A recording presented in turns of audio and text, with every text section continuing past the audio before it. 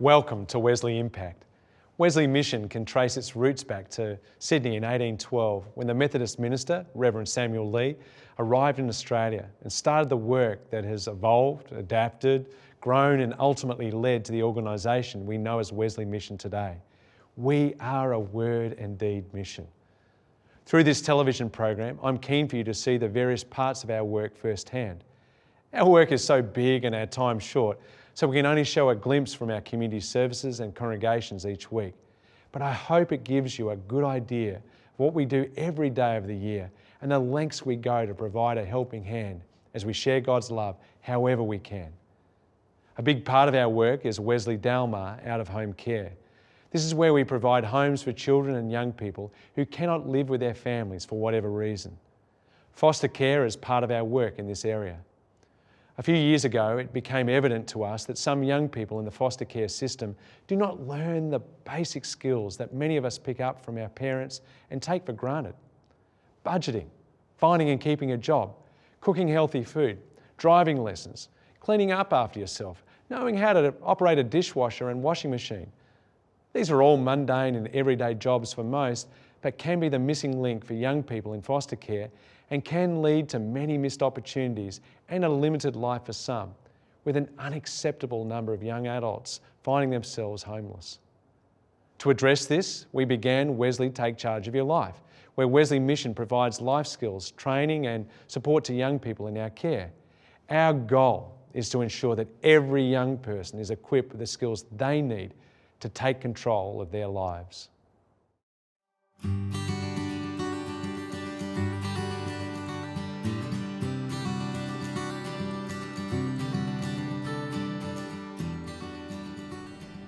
The name of my role is Future Planning Consultant. My role entails providing support to those children who are ageing out of the foster care system. That could potentially be looking at, moving out and making sure that all the appropriate supports are in place. Future planning and just ensuring that they have all the help and support that they need to live independently. Every day is different. One day I could be assisting a young person with appointments, taking them to appointments, or another day could look like me dealing with a young person who is potentially on the verge of becoming homeless.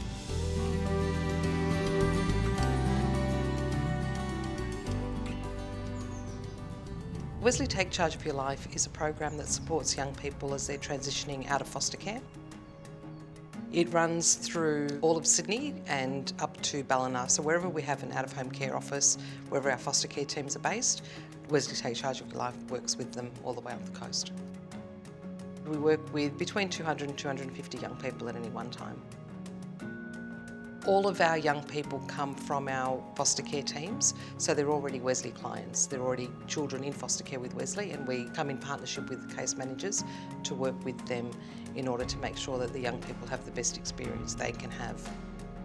It was identified a few years ago, back in 2017, that the outcomes for young people in foster care across New South Wales, not just Wesley, but across all agencies, the outcomes weren't great. So we had educational outcomes, employment outcomes were significantly lower than the general community.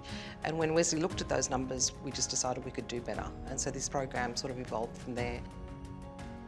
Some of the areas that we work with young people in foster care is things like their general living skills, so the cooking, the cleaning, how to use the dishwasher, how to use the washing machine, those practical things. Let's make some spag bol, hey? Sounds good. So you've already started chopping the onion. Great, good stuff. Can I get you to peel it for me, please? Chop it up. So right now I'm teaching how to make a very nutritious spaghetti bolognese. The purpose of teaching this is so that when she is ready to move out, she has the skills to be able to cook really nutritious food. Some kids unfortunately miss out on the opportunity to be able to learn how to cook healthy, nutritious meals because, in some circumstances they may, their carers or their birth family will only purchase things that fit within their budget. So that could be like cheap processed meals, like takeout and that sort of thing. Good job. All right, I'll get you to pop the onion in there for me, please. And then we will chop some of the mushrooms up. So some of the meals that we would teach the young people to cook could be like spaghetti bolognese, shepherd's pie, stir fries.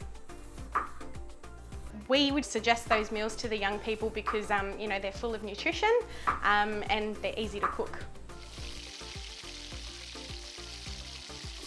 Some of the young people really get into it, you know, in terms of teaching them how to cook.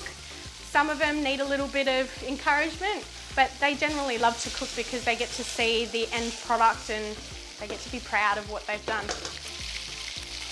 It boosts their confidence and self-esteem knowing that they're able to do things like cooking on their own. It also gives the encouragement and the joy of being able to show something that they've made.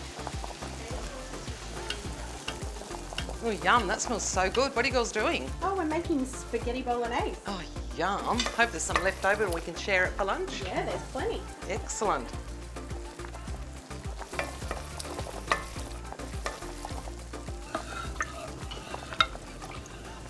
Cooking is such an important daily skill for everyone to have, and for young people when they're first moving out of home, just learning those foundational meals is just such an important way to help with healthy living, healthy lifestyle, making sure that, like Jen would have made sure it's a balanced meal.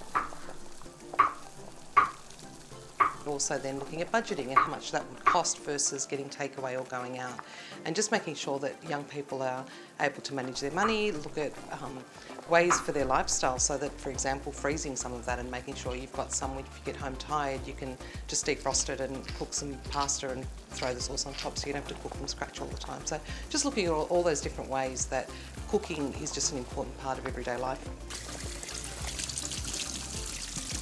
We use a Skills for Life book that young people work through with their future planning consultant, and in that there's a number of different areas that they work through, and they have that as a resource to take away. And then of course, you know, these days there's so many good websites with good recipes and easy, cost-effective recipes to do, so we teach them where to look for this stuff as well, so that then they can have that independence. And then of course, they've always got Jenny as a backup, so staff will often get calls with, you know, how long do I cook the chicken for, and those sorts of things, to just make sure that they're doing all the things that they need, and we're just a phone call away if they need anything.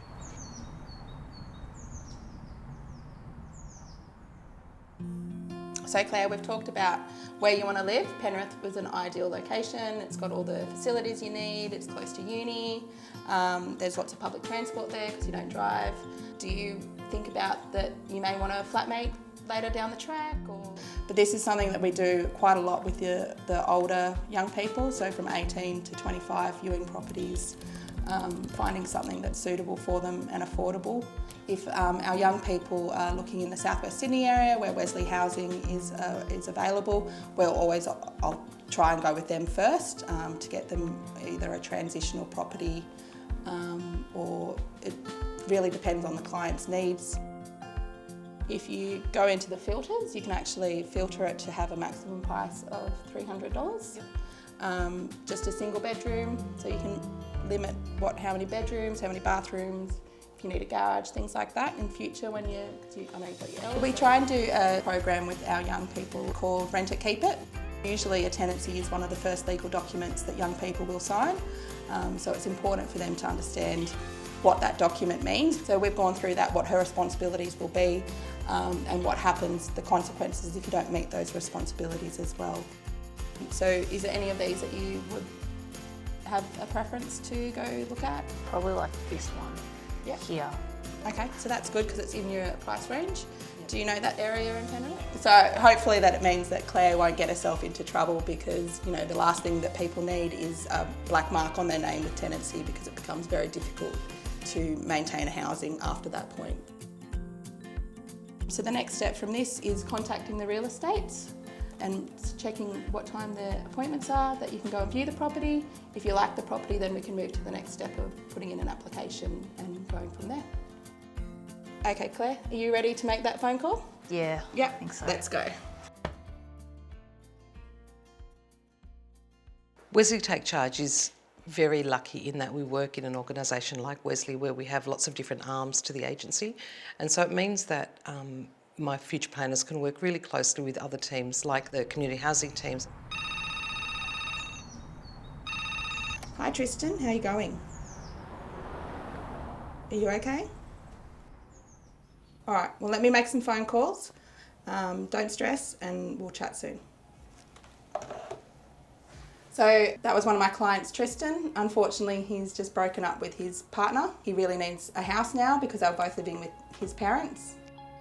What I'll do now is I'll look at our options within Wesley and without Wesley, without in the community housing. Hi Peter, how are you going? You know how I was talking to you the other day about a possible client needing a house? Yep, he's confirmed. Fortunately for us, that's been one of the benefits of Wesley Housing coming under the Dauma umbrella, is that they've been amazing at providing us opportunities to utilise some of their Wesley Housing properties. Early next week? Perfect. All right, I'll be in touch. Thanks. Each day is completely different for me, depending on what my client's needs. Quite often I'll come into the office and, expected to do some paperwork. Unfortunately, like today, there's been something thrown at me, so often dealing with curveballs. My favourite days are when I've been working with a client for a long time and they actually ring me up to give me some good news, because quite often it's, crisis-driven work we do. The other day I had a client ring me up and tell me that they got a job and it was their first day and they were excited.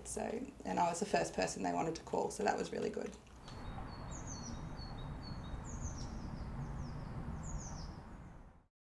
If you would like to learn more about Wesley Mission, visit wesleymission.org.au. You can find help in our community services, connect with our church and congregations, discover a volunteer role that suits you, stay up to date on the latest news and information, donate to support our work, and help make a positive difference in your community. You can also connect with us on social media and subscribe to receive the latest news and information about Wesley Mission directly into your inbox. Visit wesleymission.org.au. We'll see the second part of that short documentary next week. Now, if Wesley Mission can be of help to you or a loved one in any way, or you'd like to support our work, please get in touch. The contact details are on the screen now. Over the past few weeks, we've shared in a conversation with Mark McCrindle, Dr. Justine Toe and Mike Gore, discussing the church in a post-COVID world. We've discussed the initial impact COVID-19 had in Australia and the impact this has had both inside and outside of the church, resulting in an increased sense of faith and spirituality. This is the final instalment of our very interesting conversation. One last question for all of you. Authenticity has become a buzzword in our world. Just as we move into this next season, what does authentic Christian faith look like for us? Come on, we can start the other end of the line this time, can't we? I've got to think the answer. Yeah. Over to you, Mark. Okay, on the spot. I like hearing the responses, but I'll go to some survey data. We asked Australians who are not believers, who are not Christians, but say they're open to changing that mindset that they have.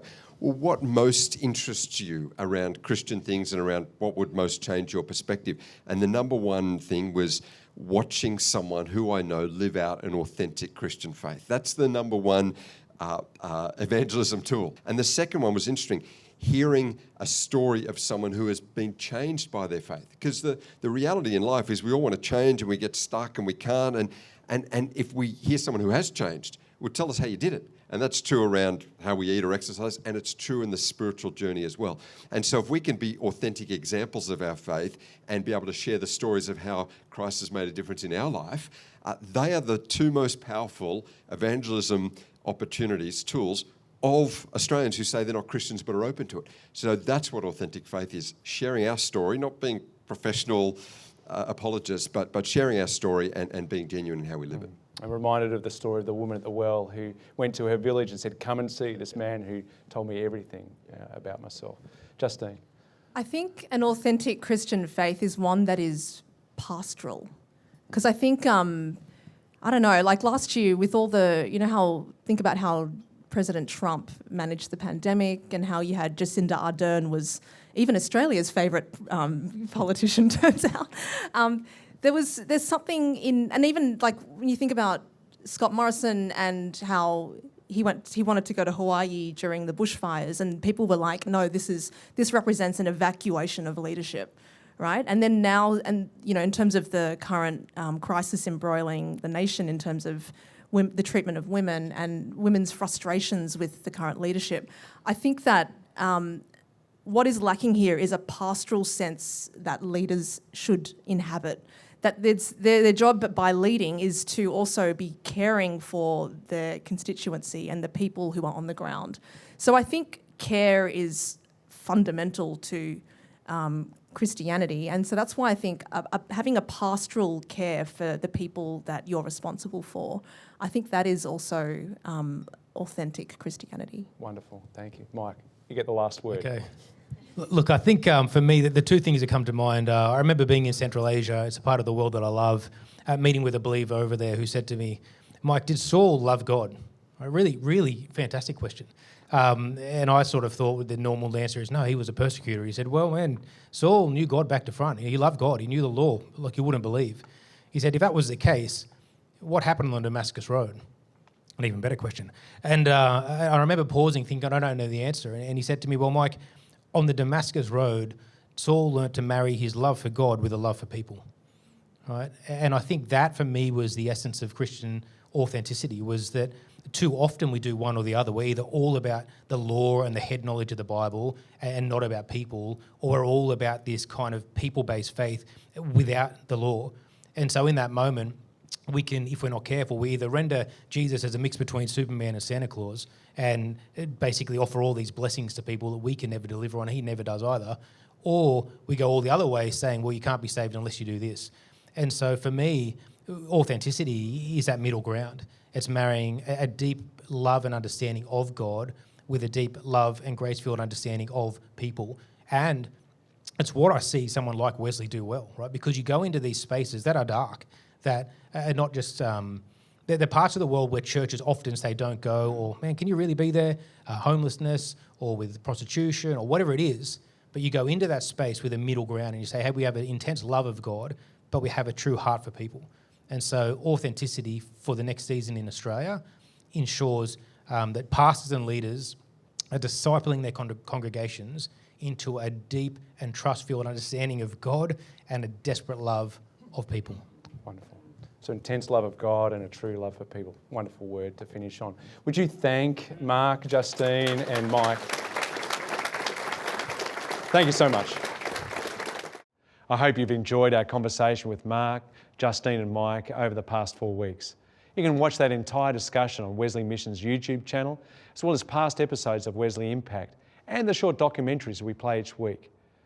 You can also learn more about other areas of our community services and so much more. I think people are amazing. We can turn dark to light.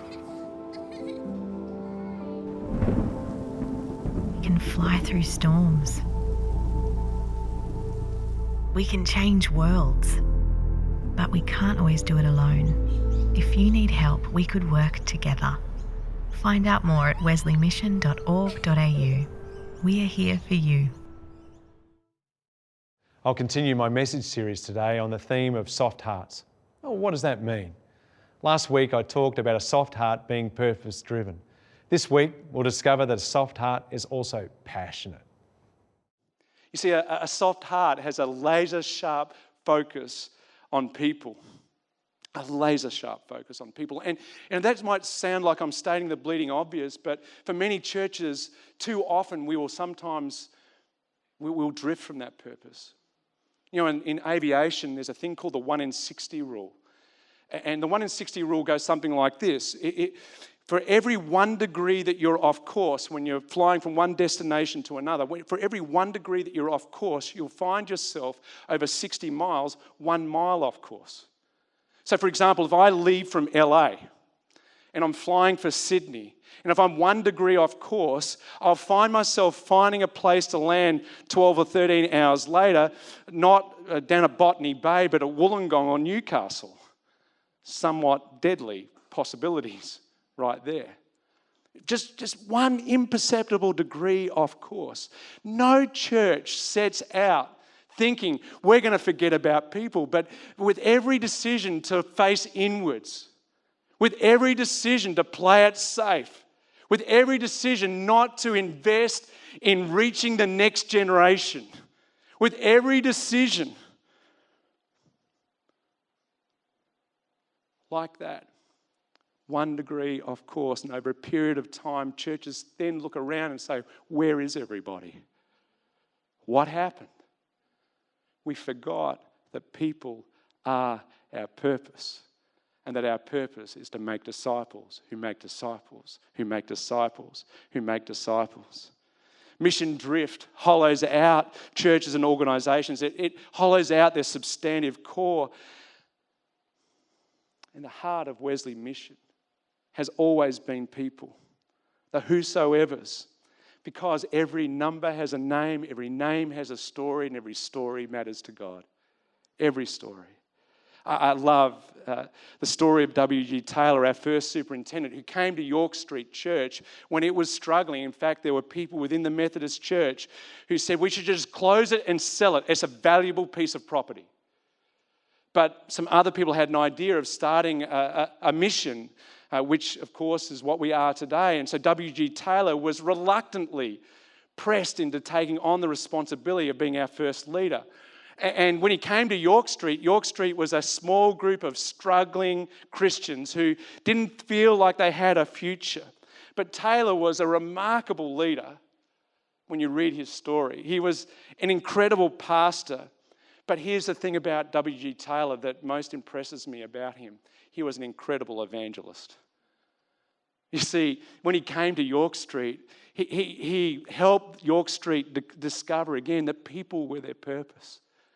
That making disciples who make disciples who make disciples was the heart of what God was calling them to do.